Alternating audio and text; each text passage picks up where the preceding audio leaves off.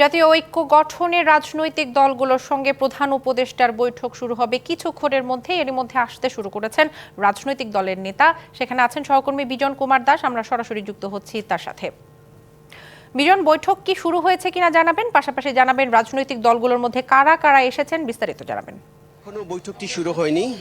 আমরা দেখেছি ইতিমধ্যে বেশ কিছু রাজনৈতিক দলের নেতারা ফরেন সার্ভিস একাডেমিতে প্রবেশ করেছেন। আমরা দেখলাম যে একেবারে প্রস্তুত এসএসএফ নিরাপত্তা বাহিনীর সদস্যরা। প্রধান উপদেষ্টা কিছুক্ষণের মধ্যে প্রবেশ করবেন। ইতিমধ্যে আমরা দেখেছি যে প্রধান উপদেষ্টা যে প্রেস উইং, ওনারা ভিতরে প্রবেশ করেছেন এবং বেশ কয়েকজন উপদেষ্টাও ওনারা ভিতরে প্রবেশ করেছেন। আমরা দেখছি যে নিরাপত্তা ব্যবস্থা জোরদার করা হচ্ছে। বিশেষ করে হয়তো প্রধান উপদেষ্টা, আমরা 4টার পরপরই বৈঠকটি শুরু হওয়ার কথা। আমরা আশা করছি, আমরা দেখছি যে ইতিমধ্যেই এই প্রধান উপদেষ্টা আসার জন্য যে মুহূর্তটি, সেটি এখানকার পরিস্থিতি বলে দিচ্ছে। যেটি জানিয়ে রাখি যে আমরা দেখেছি যে বিএনপির 5 সদস্যের একটি প্রতিনিধি দল তারা প্রবেশ করেছেন। এখানকে আমরা মঈন খানকে দেখেছি, নজরুল ইসলাম খানকে দেখেছি এবং দেখেছি যে পিপলস পার্টি এনপিপি তার 12 সদস্যের একটি যে একটা জোট আছে, তারা ভিতরে প্রবেশ করেছেন।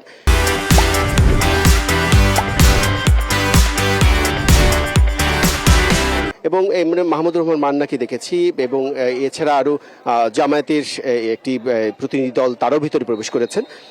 যেমনটি বলছিলাম যে আসলে এই যে এখন যে একটি অস্থিতিশীল রাজনৈতিক পরিস্থিতি বিরাজ করছে এবং বাংলাদেশ ভারতের সাথে যে একটি সম্পর্কের একটি জটিলতা তৈরি হয়েছে, বিষয়টি এখনো এই রাজনৈতিক দলগুলোকে আমন্ত্রণ জানাচ্ছে তাদের সাথে বসে যে কিভাবে জাতীয় ঐক্য প্রতিষ্ঠা করা যায়, সেই প্রতিষ্ঠার ডাক দিবেন এবং নতুন একটি কিছু এখানে আসবে। এবং আগামীকাল যে বিভিন্ন ধর্মীয় সংগঠন আছে, এই ধর্মীয় সংগঠনের নেতাদের সাথে কথা বলেই নতুন একটি সিদ্ধান্ত আসবে কিভাবে জাতীয় ঐক্য গঠন করা যায়। তারপরে হয়তো নির্বাচন সহ অন্যান্য পরিস্থিতি এগুলো আলোচনা আসতে পারে।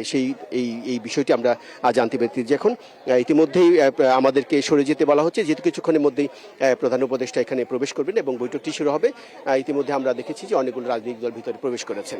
তো দিশা, আপাতত এই ছিল আমার কাছে এখানকার সবশেষ খবর। বিজন, আপনাকে ধন্যবাদ।